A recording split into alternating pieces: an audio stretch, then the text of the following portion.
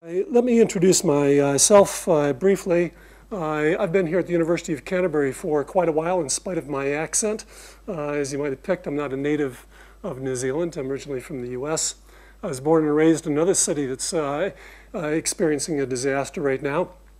That's the city of Detroit. I don't know if you've ever heard of the city of Detroit or not, but when I was growing up, there was a vibrant city of 2 million people. Today it's got about six or 700,000. The biggest danger when I was growing up was probably drive-by shootings, and they're still pretty good at that.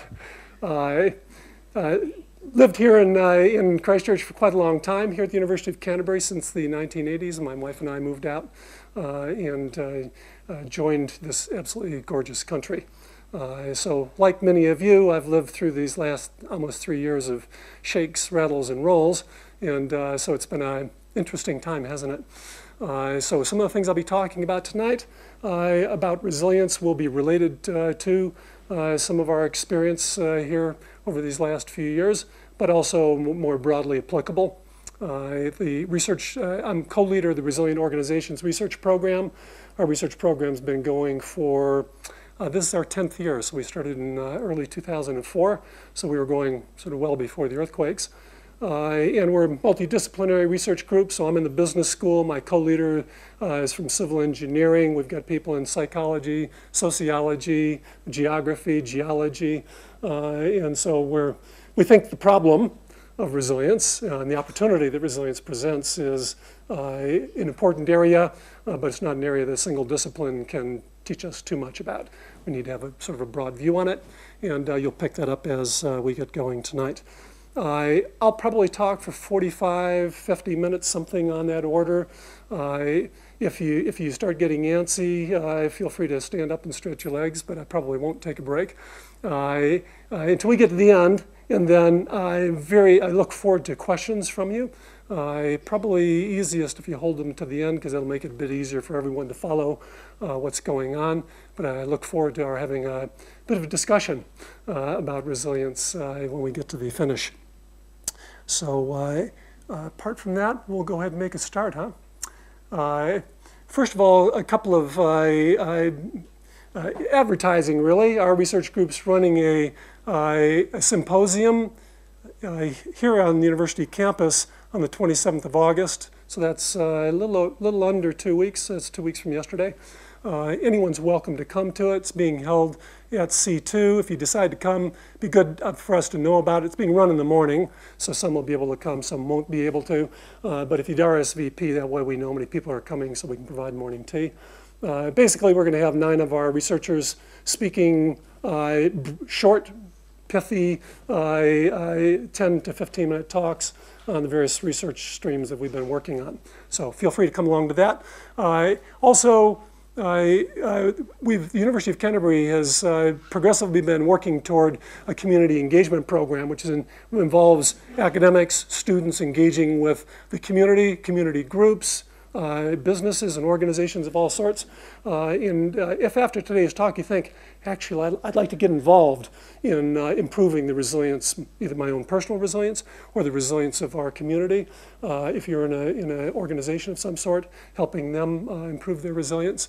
And engaging with our community is an important way of doing that. The person to contact is not myself, but Billy Osteen, so his email address is there.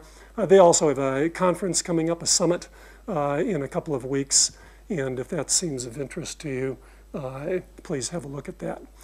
So that's the 29th and 30th of August, and again, Billy Osteen's the person to talk to for that. Right, let's get started. Some of you will recognize that building. That's the Commerce Building here at Canterbury. I was, on the 22nd of February, I was on the top floor of that building, and things started to shake. Many of you will think back to where you were at the time. And I thought nothing of it, to be honest with you, because, of course, we'd had a couple thousand shakes greater than 3 since the 4th of September.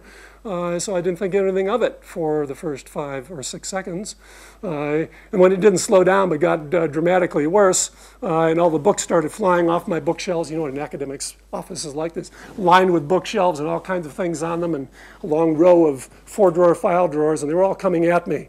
So I quickly did what you're supposed to do, which is duck, cover, and hold, and got under this round table that was next to my desk and waited for it and just hung on for dear life and waited for it to stop. Once it did, of course, I had to extract myself from the floor because my file drawers were all leaning over, trying to squash me, so I had to push them back and clear enough space for me to get up. And I was a bit naughty. I grabbed my notebook computer and my power supply. You're supposed to leave the building immediately, but I know where my real life is, hiding inside that computer. So I grabbed it and went out, quickly checked to make sure my colleagues had left the floor. I didn't know who was supposed to be the floor monitor to make sure everyone had vacated, but I checked quickly in the toilets and then came down the stairwell. As I was coming down the stairwell, I noticed there were some big cracks like this through the exposed concrete beams that support our building. And I thought, this doesn't look too good. That was a very serious shake we just had. And I got outside, and when I got outside, it still looked pretty much like that. All the buildings on campus were still standing. There were no dust clouds. There was no one screaming, injured. There were very few people injured on campus, so things looked okay. And that's one of the funny things about resilience. Resilience is sometimes confusing. It's certainly complex. Sometimes things look like they're perfectly okay, and they're not. That building, the last I heard, is due to be demolished, even though it still looked okay. Sometimes under the surface, things aren't so okay. Of course, they may have been looking okay out here at Canterbury, but they weren't looking too good in the center of the city. Many of you have seen this photo.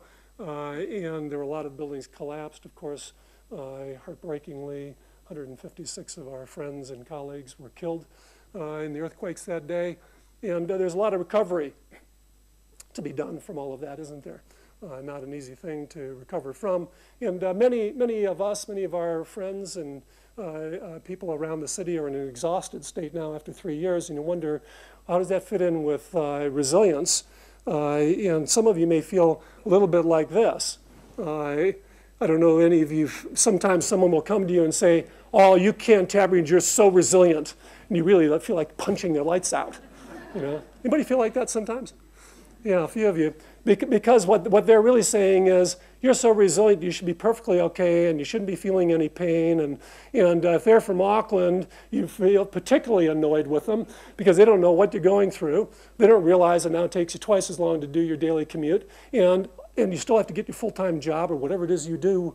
You still have to get everything done, but the queues at the supermarkets, I mean, the list goes on of things. Every week, of course, you have to navigate your way through a city where, fortunately now, most of the roads are open. Well, except that half of them are closed. Well, this half's closed, that half's open. And so it can be a bit annoying to be accused of being resilient sometimes if you've been in the midst of it as we have been. And so I'd like to talk about resilience so that you don't feel bad about being resilient, okay? Because there are a lot of good things about it. Our city, I think, is fabulously resilient. We've looked at other cities around the world in disasters, L'Aquila in Italy, New Orleans in the USA, and elsewhere, and we've done far better. You wouldn't tell it from reading the Christchurch press, sadly, but we've done far better than we had any reason to expect, unless you knew about Cantabrians. So I'll talk a bit about that. So you have to bear in mind the perspective I'm bringing is organizational resilience. Our group doesn't deal specifically with personal resilience, which is a separate thing, or community resilience. Although we do, obviously these things impact on one another. And so I will talk a little bit about those connecting points, because I think they're quite important connections. But I'm going to start off with what we do, which is about organizational resilience.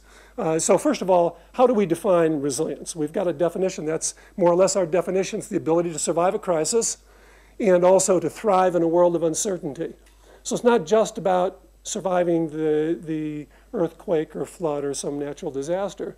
It's also our ability to find opportunity in things, in change that's happening around us. And even before the earthquakes happened, we would all know that there was a lot of change already going on in the world, isn't there? And are we resilient to that? And of course, one of the problems with resilience to large disasters like we've had here in Christchurch, it's hard to get very good at something you don't get a lot of practice at. So we need to find other ways to practice, okay?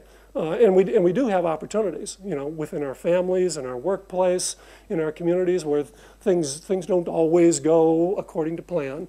And if we can find ways of improving our resilience in the midst of the smaller issues that come up, we'll do better when the big ones come up also. That's what we believe. So we need to be able to thrive in a world of uncertainty, as well as be able to survive the large crisis.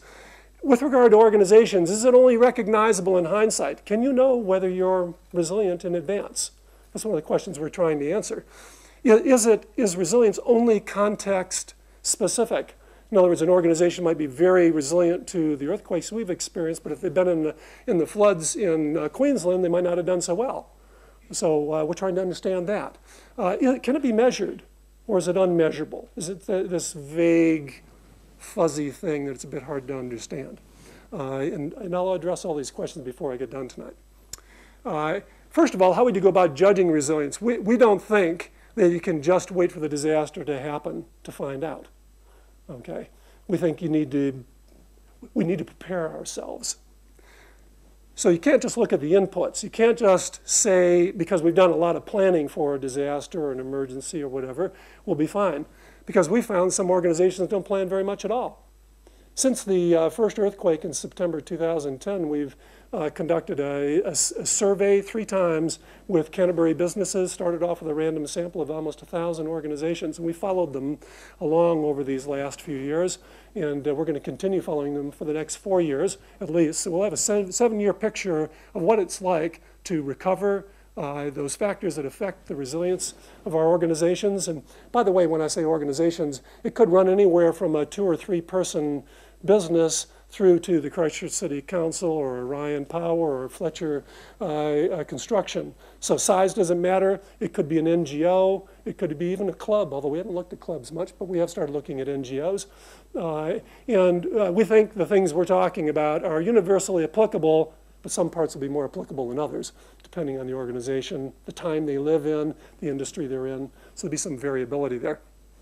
One of the things we have found, though, is that most smaller organizations don't do a lot of planning. In spite of that fact, many of them have done very well through these earthquakes. So I think planning is an important feature, but we need to be careful about thinking just having a good plan is going to be sufficient.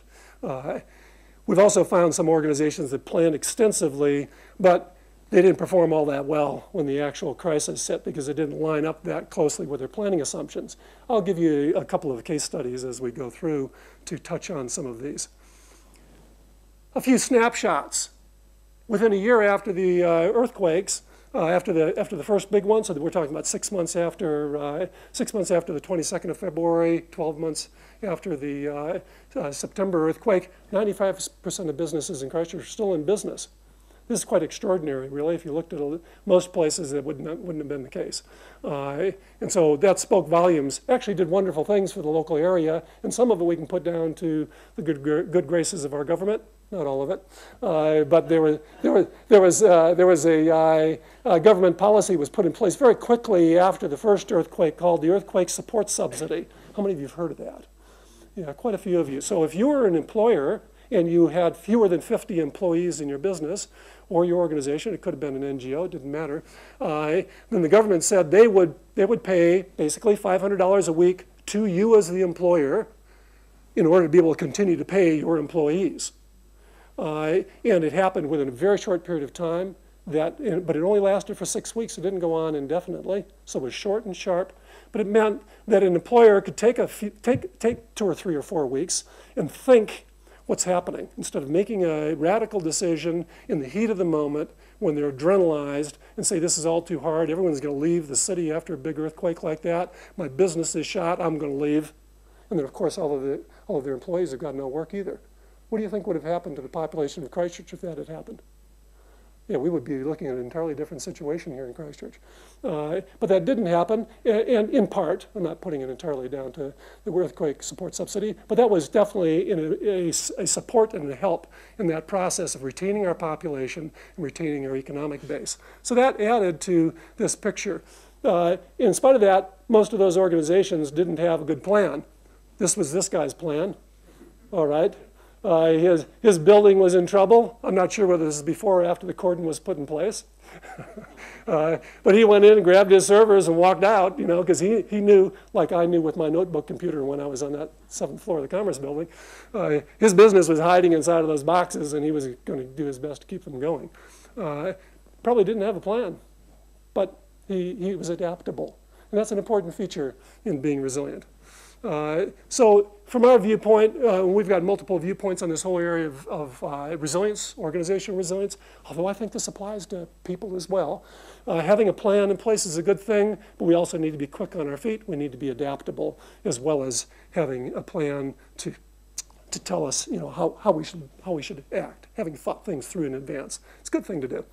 So some of you will have an escape plan. You'll have a box of some sort that you've got some extra food in, and so forth. So if there were a flood, you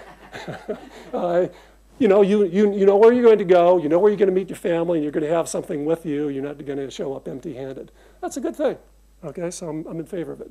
But we need to be adaptable, because it might not be an earthquake. It might be something else. Let's hope it's somewhere else. Yeah, I agree. Some paradoxes about resilience, and some of them I've touched on, but I'll touch on them again. It's valuable to be pre-planned, but we also need to be adaptable to changing circumstances. We need to have good leaders. Leadership's crucial to the resilience of a community, resilience of a organization, the resilience of a family for that matter. So having someone who can inspire their people with fresh hope and sense of direction, but also who are grounded. They're not Pollyanna, they don't have their head in the clouds, they know what's going on, but they know how to actually get in there, get down and dirty, get their gumboots on, but also how to inspire people to get in behind and make things happen. The organization culture is quite critical, their values, discipline planning, quite important, but they also need to be creative and innovative. That fits in with that adaptable aspect.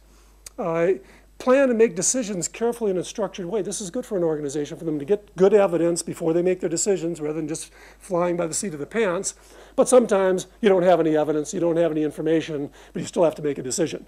And so being responsive and being prepared to take a bit of risk and make a decision that needs to be made anyhow, sometimes needs to be part of the picture. So that quick and bold steps, often very useful and necessary. We need to have teams that are capable of recognizing patterns of varying types of information that come at us. And this is especially true in a crisis of some sort. It isn't business as usual anymore.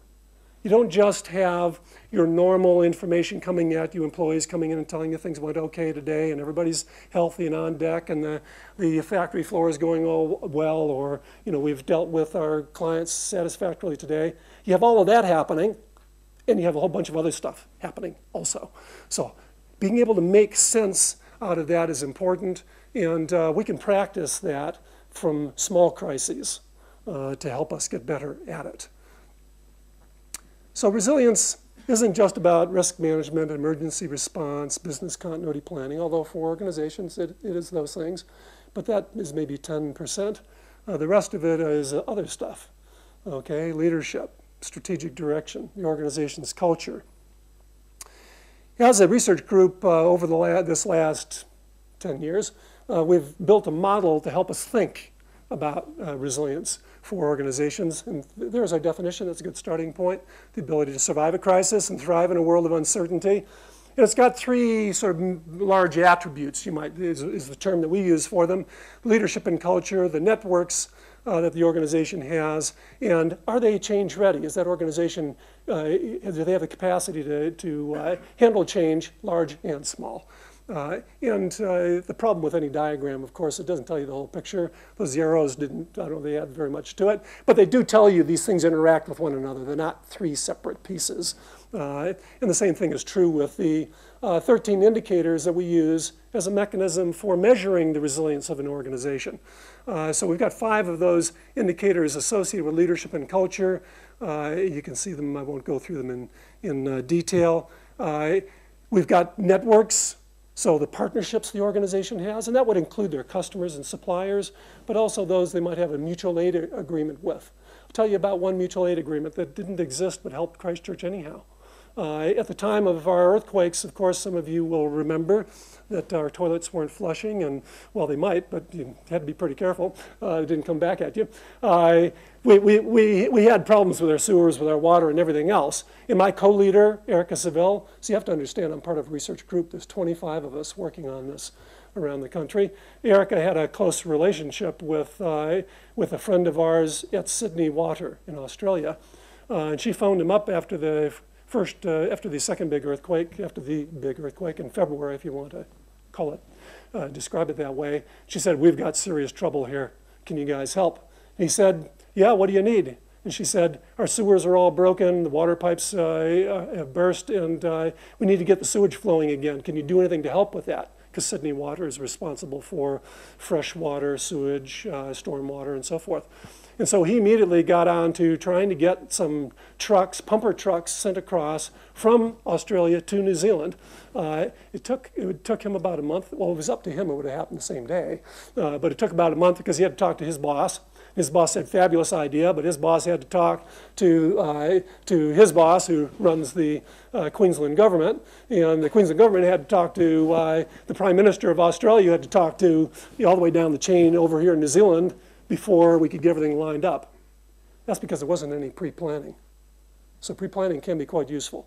Okay, if that had been pre-planned, as it was with our USAR. How many of you noticed the USAR people were on the job really quickly from other countries? That's because there was a pre-planned process already in place. Ultimately, though, within about a month, they did get, I think it was 15 pumper trucks. And many of you may have seen them and not known that they belong to our Australian friends across the ditch. And they sent their trucks and their staff across to help clean out our sewers, because the sewers, not only the pipes were broken, but they were filled with silt from liquefaction. Like many of you, we also had a hole in our backyard that we had to use for a while until we could count on being able to flush our toilets. Effective partnership's an important part of resilience for an organization. You can see there's some other things there, including this one here, the silo business. We say breaking silos, but we're less concerned about breaking silos, because they can be useful in terms of creating efficiency within an organization. The problem is they prevent communication across the organization.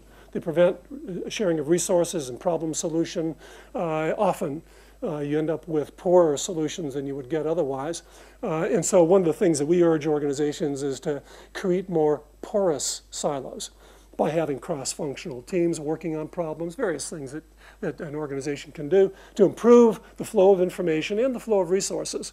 There are a number of things that can be done there. And then change ready. We see here our planning aspect, stress testing the plans, being proactive, being on the same page, unity of purpose. Does the organization know where they're going and everybody's pretty much in agreement with that? Or do you have some people going this way and some going that way and some going that way and some going, it sort of slows down progress when you've got people going in opposite directions. And yet many of our organizations work exactly like that. Everyone's got their own agendas sometimes. And so that undermines the resilience of an organization. So that's our model. Now we've got a mechanism for measuring all 13 of those indicators. A couple of different mechanisms. In fact, if you went to our website, which was on the opening page, and you'll see it a couple of other places along the way, if you are interested, there's a short version. We call it a thumbprint version. It's only got one question for each of these. It takes less than 5 minutes to complete. And if you wanted to run it for your organization, free of charge, you get an immediate report after you've completed it. And it doesn't matter whether your organization is a small not-for-profit, your church, a rugby club that you belong to, or if you're CEO of Fletcher's. I think you might still learn some things, and it would certainly stimulate your thinking and get you moving in that sort of direction. Another thing about this is that we have found is that leadership is a crucial factor in all of this. I've mentioned that once, and let me mention it again. Leadership is a crucial factor in all of this. The leadership of an organization can enable all 13 indicators, or it can undermine all 13 indicators. Just take a simple example. We talk about staff engagement. Are your staff on board with where the organization is going? If they are, it's going to make a world of difference to how effectively you deliver your service. And so it doesn't matter whether you're the IRD or you work for a small not-for-profit serving our local community. If your staff are headed in the same direction as the boss, so to speak, then the whole organization is going to deliver their service better. It's going to be a happier place to work. People are going to be more effective at what they're doing. If you've got poor leadership, though, that's probably not going to be happening. If you've got poor leadership, if people feel they're not being treated justly, if they're not remunerated appropriately, if the boss is always criticizing rather than praising, if when you have a good idea it gets ignored, how many of you might become a little disenchanted? And yet there are a lot of organizations that have leaders like that, and they're not useful to the organization. That doesn't mean they're bad people. They might be very good people, but they may not just have thought enough about their leadership style. Again, I'll give you a couple of examples and some case studies as we go through. So leadership, really important. One of the things that I think is particularly important is having what I would refer to as virtuous leadership. A virtuous leader is somebody who thinks beyond themselves, somebody who has courage when the trouble comes, someone who's got the wisdom to see past the petty things that can happen in the midst of a crisis or in day-to-day business. It's someone who thinks as much about their staff as they do about their own opinion. And you might say that they've got a reasonable dose of humility and not too much hubris.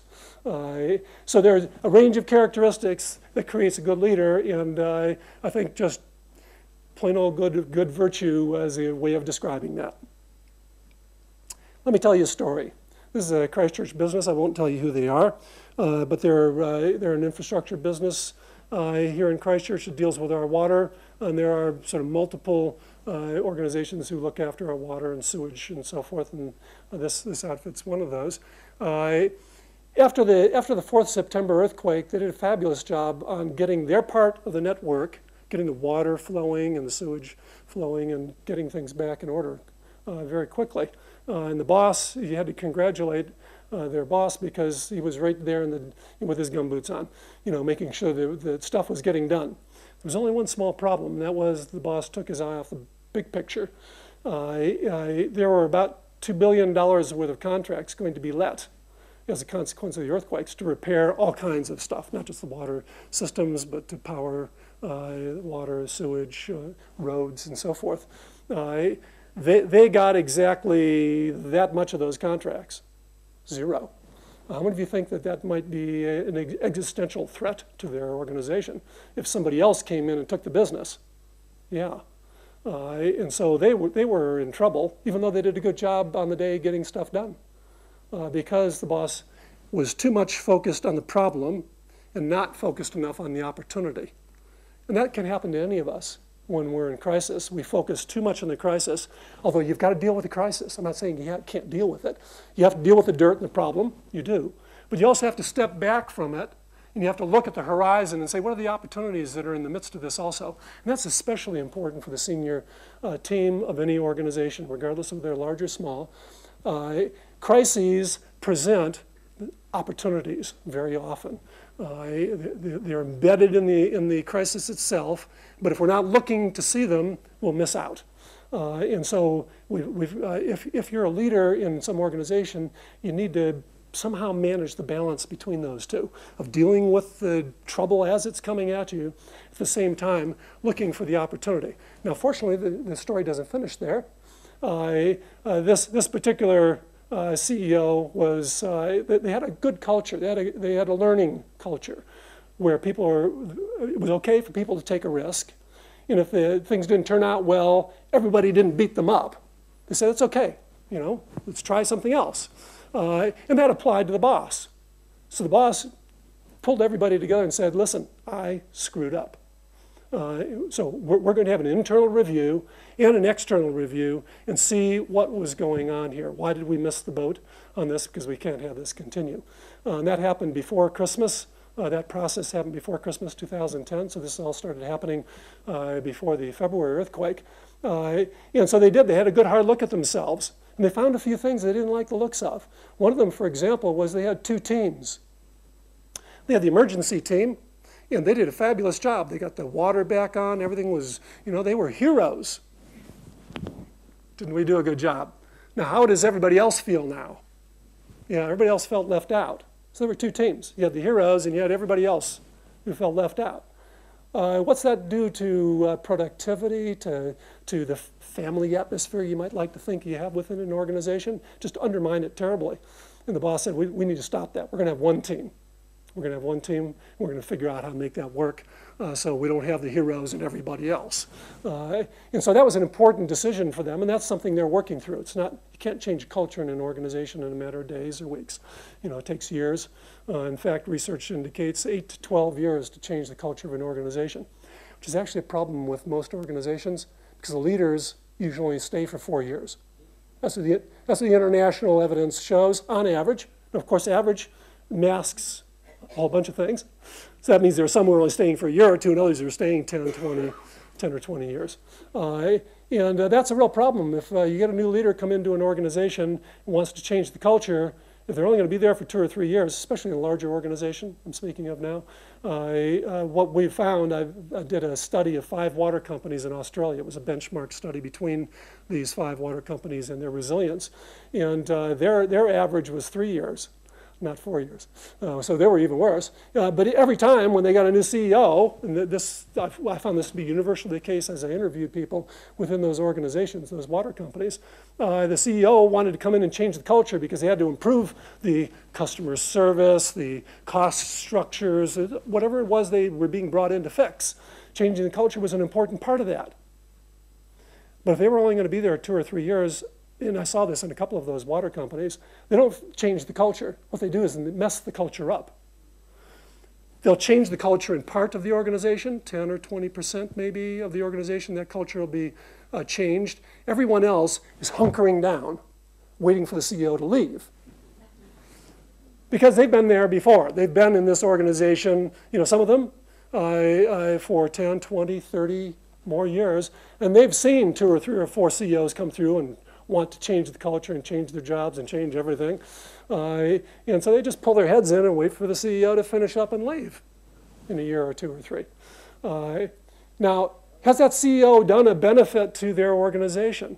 No, they haven't. They've actually done a detriment. They may have fixed some things. I'm not saying it's all, they've wasted their time entirely, but they certainly won't have helped the culture any, because they will have messed it up. You can now have this 20% over here that's changed going some different direction than the other 80% that's going somewhere else. So in order to create more resilient organizations, we need to create more stable leadership.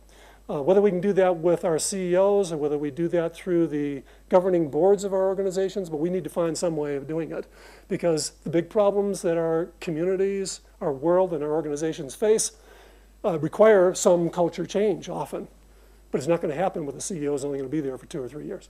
They need to stay, and that's why I'm proud of Rod Carr, who's signed up for another 5 years, and so he's extending his stay as senior executive of our university, because it takes time to make a difference. You can't just tick a few boxes and say, there, I've done my dash. Let me tell you a bit more about the outcome of their story, though. So the CEO says, I've screwed up. We need to do a review, which they did do. We need to figure out a better way of doing things in terms of our teamwork, in terms of the way we treat our staff. They found also when they did this review that it turned out they did a pretty good job of treating their emergency staff, the heroes. Everybody else just got treated like you're okay. That wasn't good. It really only created this divide even more so between the 2 parts of the organization. They changed all of that. That's all been changed now. One of the outcomes of that, also the senior executives said, we need to do a better job of looking at the horizon, finding the opportunities. Well, today they're twice the size they were before the first earthquake, because they made the changes necessary in order to find the silver lining in the Christchurch disaster, gain the business rather than losing their business completely. And I put that down to a combination of culture, this willingness to take some risks, and if you make a mistake, you can put your hand up. You and the CEO can put his hand up and say, I messed up, and not have everybody climb on his back, phone the press and say, this is what our CEO said, and have it splashed all over the front page, which does sometimes happen. Instead, people got in behind him and said, yeah, let's fix this. And so they were on the same page. They had a unity of purpose as an organization. So there were some good aspects that made a real difference and changed that organization in ways that have been beneficial to us because they service our community as well as to that organization itself and their employees. What about resilience? Is it just about earthquakes? Well, clearly not. When we talk about disasters, though, we talk about four types of disasters. This is one, that's the Queensland floods. So you can have a regional event, and Christchurch was a regional event. Okay, it affected a wide area of people, organizations, and economy. Same thing was true with the Queensland floods. You can have a societal event that affects everybody within the society. This particular one, well, there's a couple of different ones going on here, but what this is talking about really is the oil embargo and the fuel crisis back in the early mid-1970s, 73, 74, that had a dramatic impact on our supply of fuel in the US, and I'm assuming, because that's where I was living at the time, I'm assuming the same thing happened in New Zealand. Is that true? Yeah. So, but another example would be a flu pandemic, where you have a widespread impact right across the society, and people can't or won't go to work. Okay, they can't or won't get on with the daily business because it's hard for them to transport to where they want to go, or it's dangerous, or they feel fearful. So there's a range of reasons, and that we call that a societal event. You can have a localized event where it only affects your organization. This particular blood bank's got problems, don't they? But it could be your organization, and you're dependent on electricity for running your factory floor, and a truck has run into the substation a half kilometer from your location. May not affect anybody else, but it's affected you, and you can't run your business anymore. It's like one of our case studies on the West Coast. A tornado came through and stripped the roof off of this manufacturer on the West Coast, and it meant they couldn't do their business, but they had a big overseas order that they had to fill. If they didn't fill it, this customer would go someplace else, and they'd lose more than half their business. And so it was all hands to the pump. They brought in tarpaulins, they covered over their building, the machines were still functional, they got the power back on. They phoned one of their competitors and said, listen, can you take care of all of our small local customers for the next few weeks while we get this order out? Okay, so there was a relationship. Sometimes you think competition is everything, but it's not. Sometimes we have to cooperate with one another. And in that setting they did. They got the big order out. They phoned up this international customer and said, you will get your order on time. And the customer said, are you sure? I said, absolutely. And so they did what they had to do and got the job done. But they were affected, not everybody else. The tornado touched down and didn't, wreck the entire town. It was just only a few buildings. So that's an example of a localized event. Another one that we talk about is a distal event. This is a bridge that's been washed out, but it could be a range of things. It could be part of your supply chain's been taken out, and your supplier from China can't supply your product anymore. It hasn't affected you directly. In other words, your building's still fine, your staff are fine. It's not a regional event. No, there hasn't been any earthquake where you are. The power is all working. Everything's fine. But because something happened somewhere else, you can't run your business anymore. This particular bridge was the primary route for a dairy company for them to move their product out of here to the factory to have the milk processed. What's happened to all of the farmers on the other side of that bridge? Yeah, none of them can deliver. They've got to pour all of that milk down the drain until that bridge is back functioning again. And so that's what we call a distal event. It doesn't affect you directly, but it does affect you directly, if you like, or in an indirect sort of fashion. Along this whole line of what kinds of disasters are we talking about, we're in the midst of a study that we just started recently, been funded by APEC, if you know who they are. This is the Asia Pacific Economic Cooperation Group. So it's all of the Pacific Rim countries, China, Japan, Australia, New Zealand, the US, Canada, Chile, etc. And so we're looking at the impact of disasters on their workforce resilience. But you can see a couple circled here in terms of the impact on GDP. This big earthquake in Chile, 17 to 20% of GDP, that's huge. Anything over 1% is big. And you can see all of these are well over 1%. Christchurch, okay, it's as big as any. The benefit to us was that we were well insured. All of the rest of these, their insurance was in the 10 to 20% in terms of losses incurred as a result of the disaster. 10 to 20% of the losses were covered by insurance, with the exception of Chile. Chile was in the order of 27%. Christchurch, 80%, 80. Sounds fantastic. How many of you know that it's not all Sweetness and light, though. There have been problems with insurance. Yeah. So there are paradoxes, and we're talking about some paradoxes along the way here. Sometimes things look really good, but there may be problems with it anyhow. And that's just the real world we live in. And sometimes we've got to be adaptable. We plan well, we've got the insurance, but then the money doesn't show up, immediately. It might show up in a year or two or three. Some of you maybe still in broken homes. Some businesses still waiting to get a payout from your business interruption insurance. So it doesn't always turn out quite as we anticipate. Does that mean you shouldn't plan? No, you should still plan. Yes, in Christchurch, it's taking us a lot longer, but we need to take a longer view. Otherwise, we're going to become depressed where we're at right now. And our longer view is that in 5, 10 years, the city, I think, is going to be, we live in one of the world's great small cities before the earthquakes. It's going to be even better than it was. But right now, we're still struggling a bit. But we're going to have a fabulous inventory of new housing and new buildings in our city that are far more resilient than the ones we had before. But yeah, we're going to have to wait a little bit. And some of it's happening. How many of you have been driven through town recently, through the city center, and seen new buildings going up? Yeah, it's very encouraging to see what's happening. As I say, don't read the Christchurch press. Do read it, I get it, I'd read it, but don't believe everything you read. Sometimes they paint a darker picture than is reality. But it doesn't mean everything's fine, because everything's not fine. There are problems, and we've got to work our way through them, in spite of the fact that we're feeling a bit exhausted.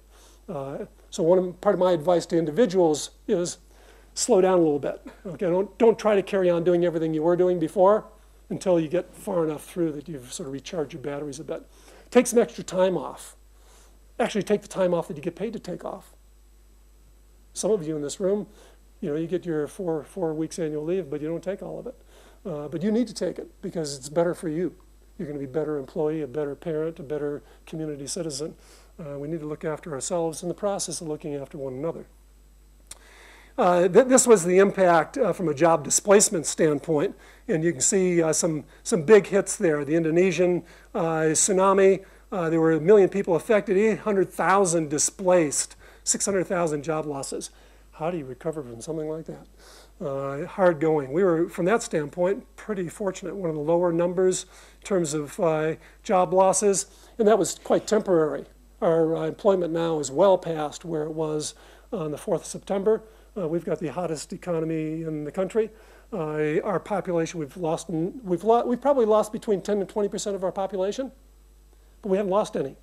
They've left, and the jobs are still here, and so we've hired people in to replace them, and so the population's actually grown because all of the old jobs are there and some new jobs for the reconstruction. So yes, it's more dynamic. There's more of a churn. What's the impact of that on Christchurch in 10 or 20 years? I'm not sure, but I have a few ideas before we get done, okay? Employment by sector for Christchurch, okay? You can see the impact of the earthquakes, education, tourism and hospitality, retail trade, most badly impacted, also some parts of agriculture and aquaculture, but that education is both primary, secondary, and tertiary education all affected for varying reasons, differing reasons. You can see the big positive one, probably not too surprising, is construction. And this is older data now. Those numbers have changed further, some getting worse and some getting better. We've talked about organizational resilience. What about our community? One of the questions in the surveying and case studies we've been doing with Christchurch organizations, one of the questions we asked was, what were the things that helped you most in terms of your recovery and mitigating the problems of the earthquakes? You'll note that the thing that stands out amongst everything on there is this one here, staff relationships, right? Crucially important, those people connections. Building design, not surprisingly, because it was an earthquake, so that was also important. Rapid restoration of utilities, having some money to work with, relationships with our suppliers. So there were a range of aspects that were most beneficial to them. And so if we talk about organizational resilience, we need to realize it isn't just about the organization. How would you have resilient organization if all your people are fragile? So as employers, we need to think our people are okay. Because if they're not, It's going to have a direct impact on our ability to serve our clients, our customers, our community. It's going to have a direct impact on the relationship between the organization and their employees. If the employees don't stick and they leave, you can't you can't do your business.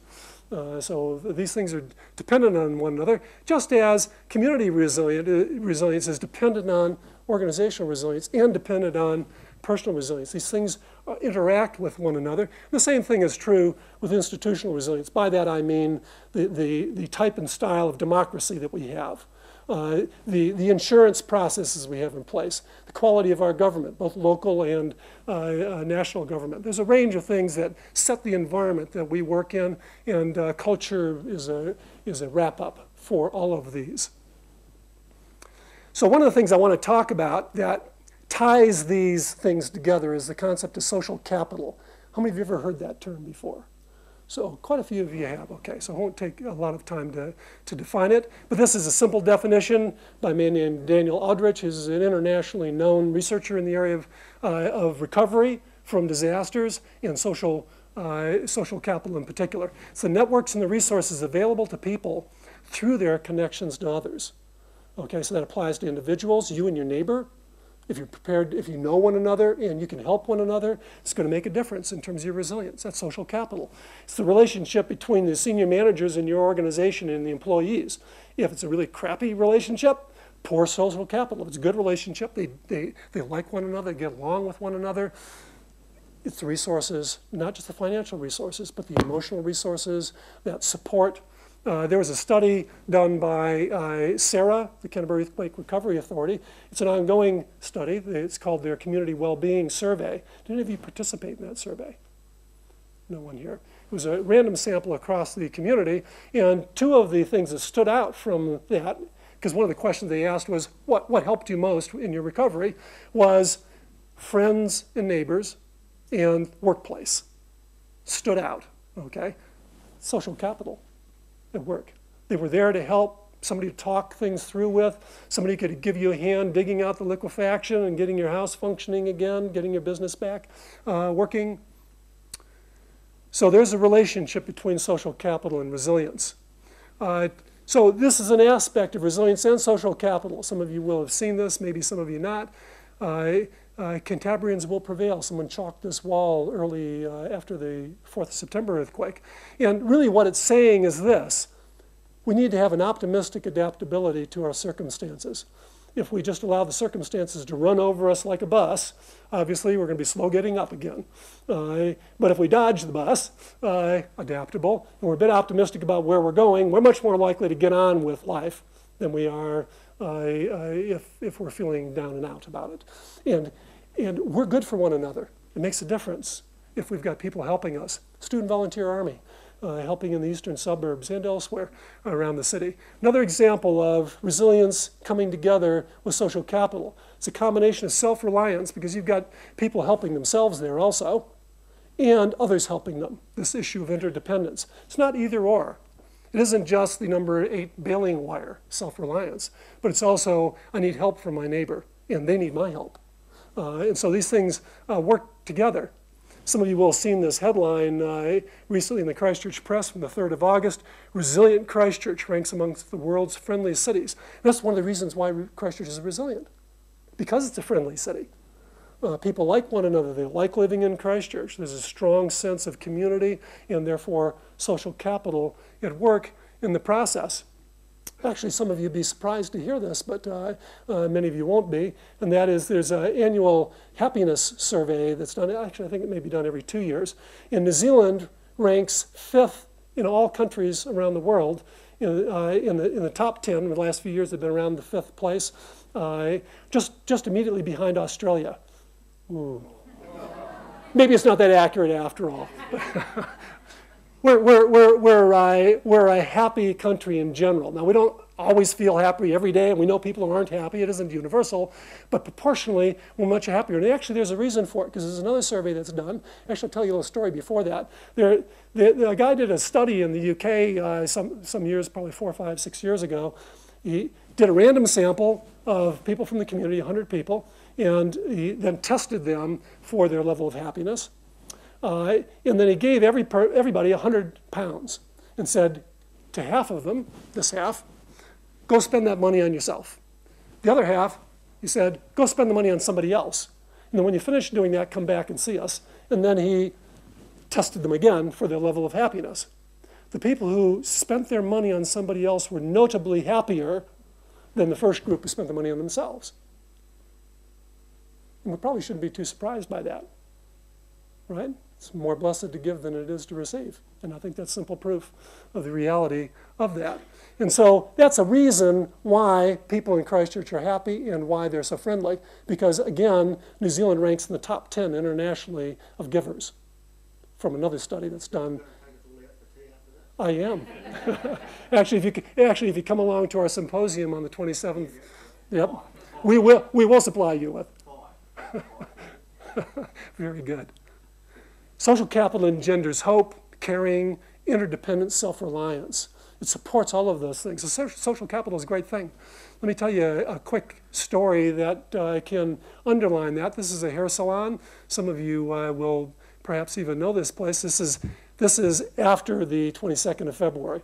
After the 4th of September, the building was still standing and they thought it was repairable. But they had to vacate it. And they found another place.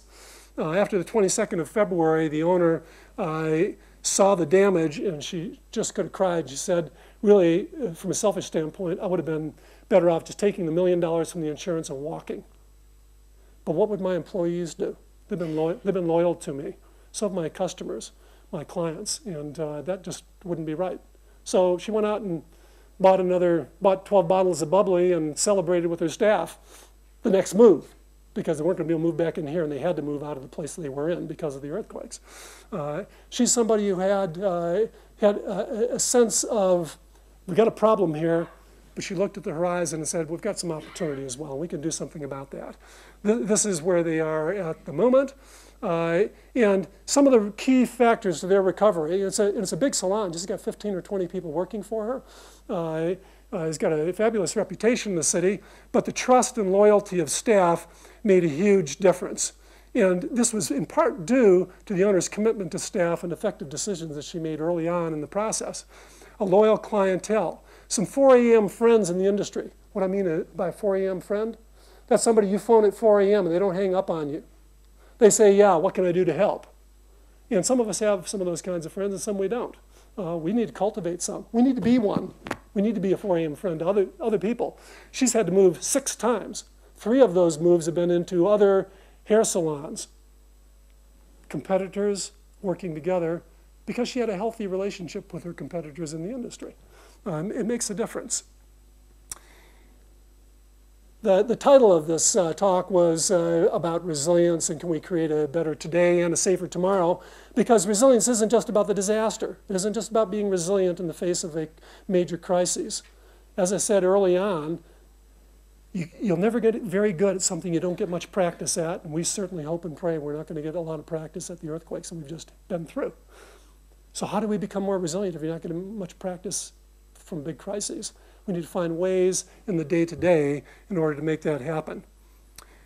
Here's a few things that we can do and a few things that we need to know about.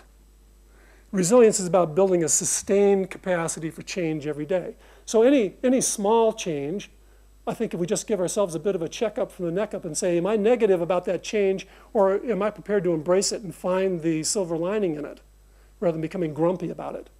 Now, of course, some change we don't want and you've got some control over and you can prevent. That's good. I'm not talking about those sort of changes. There's all kinds of changes you've got no control over. Or maybe you had some control over it and you screwed it up and you're now having to deal with the aftermath of it. When you're in that sort of situation, you can either get down in the dumps, which can happen, I understand that, but an optimistic outlook will help you find the opportunity. A negative outlook is only going to allow you to see the dirt.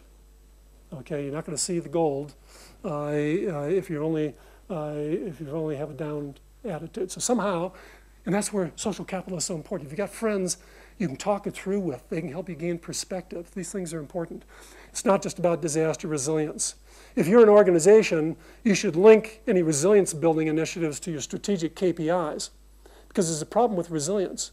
If you just say, I'm going to have a resilience project, and you layer it on over the top of everything else your business does, or your organization does, when things aren't going so well, what's one of the first things that's going to go? the resilience initiative. It's just going to go. Whereas if you embed resilience in the things that you do every day, serving customers, having quality products and services, looking after your neighbor, whatever your perspective is, if you embed it in what you do every day, it becomes part of what you do. It's not part of something you're going to do if some earthquake or flood or other disaster happens.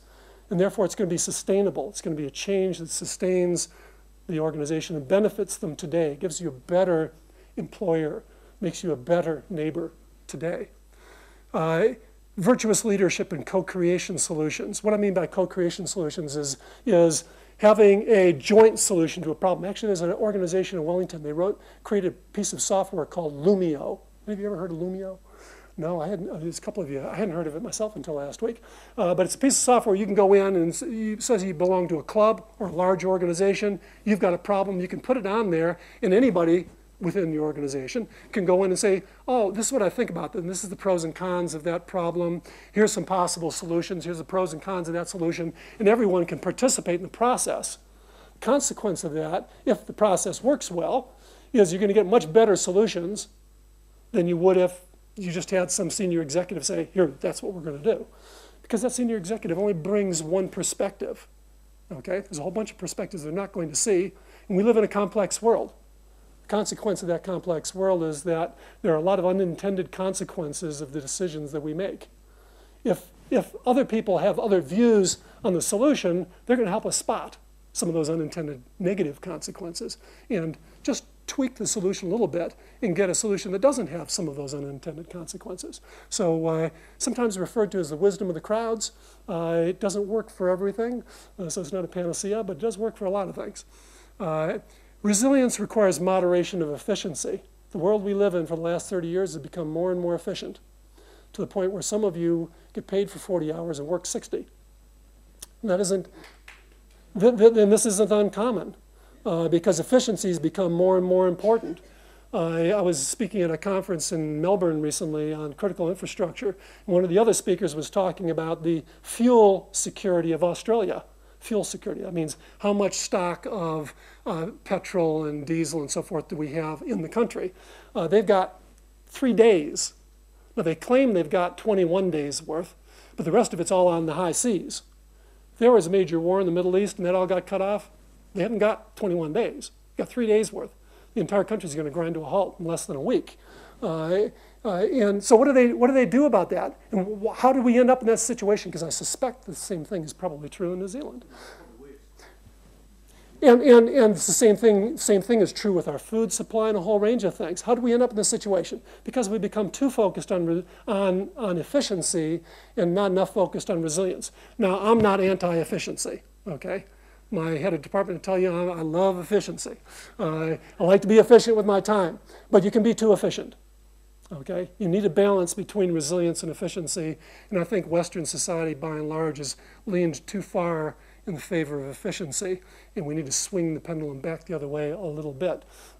Because the world is not becoming a more stable place. It looks to me like it's becoming more unstable, and that means we need to be better at responding to change, but it means we need to have some buffer built in. We need to have some reserves built in, and not just in our fuel supply.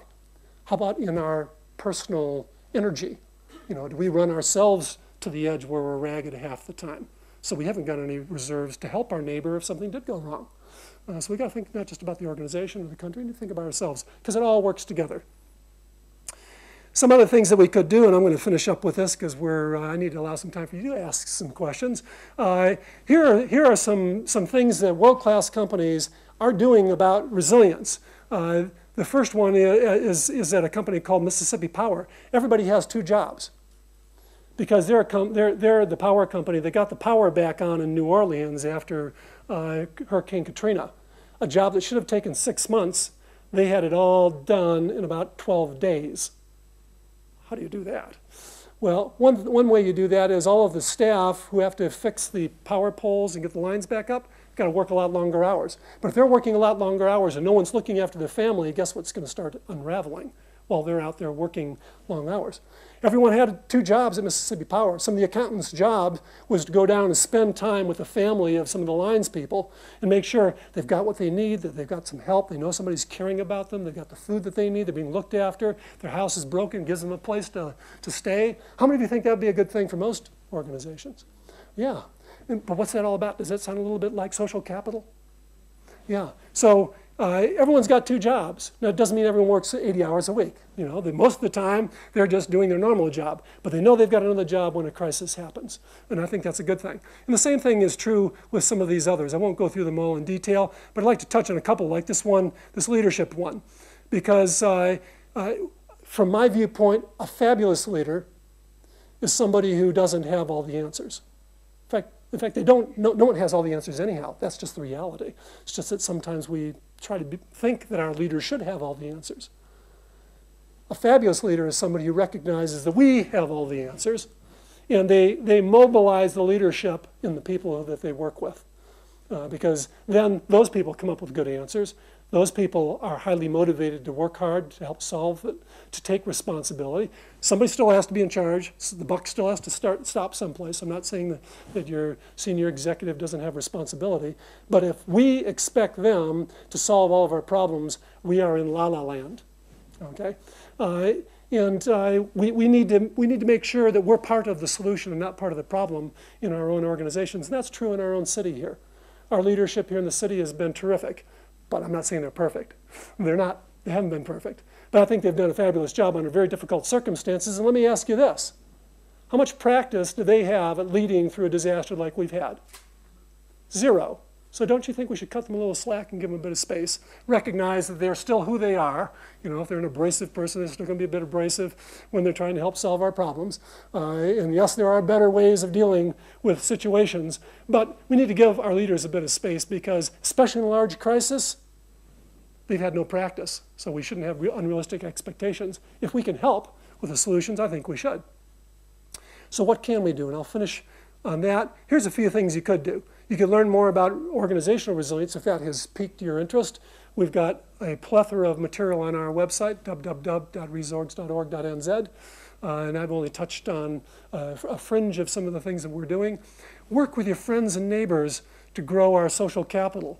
How many of you recognize the change in Christchurch? And really, I think it was just taking what was already there and pumping it up a bit at the time of the earthquakes. How many of you recognize people looking after one another more? How many of you knew more of your neighbors after than you did before? I see lots of heads nodding. How many of you are recognizing some of that's starting to fade away now? How many of you like to prevent it from fading away and make it part of Christchurch's culture? I think that'd be a good thing. But actually, it's not dependent on our mayor or anybody else in leadership. It's dependent on me to do something about that. It's dependent on you to do something about that, and we can. So it's up to us. We have to decide, is it worthwhile? I think it is. And here's a couple of things you could do specifically to help with that. You could encourage your employer to participate with the University of Canterbury's Community Engagement Program to help your club in some way and help one of our students learn something, or your church, or your business, or the organization you work in. Work with some of our students and some of our staff to improve the way we do things in Christchurch. That would be a way of doing the second thing. That'd be a way of building a social capital because you get one of your neighbors to help you do it. So there's some ways that we can do these things. Okay? Become a virtuous leader in your own right. Not just point the finger at somebody else, but everyone in this room is a leader of some fashion. Everyone is. You may be just a leader in a club. I say just, it's not just, is it? You may be a leader in your family. You might be a senior executive of some major corporation. I don't know most of you. There's a few of you I do. But we all have, at the very least, leadership of our own personal lives. And we can take some of that leadership seriously and do some of these things. And not only will it be good for you, but it'll be good for your neighbors, it'll be good for our community, and good for the resilience of Christchurch and New Zealand.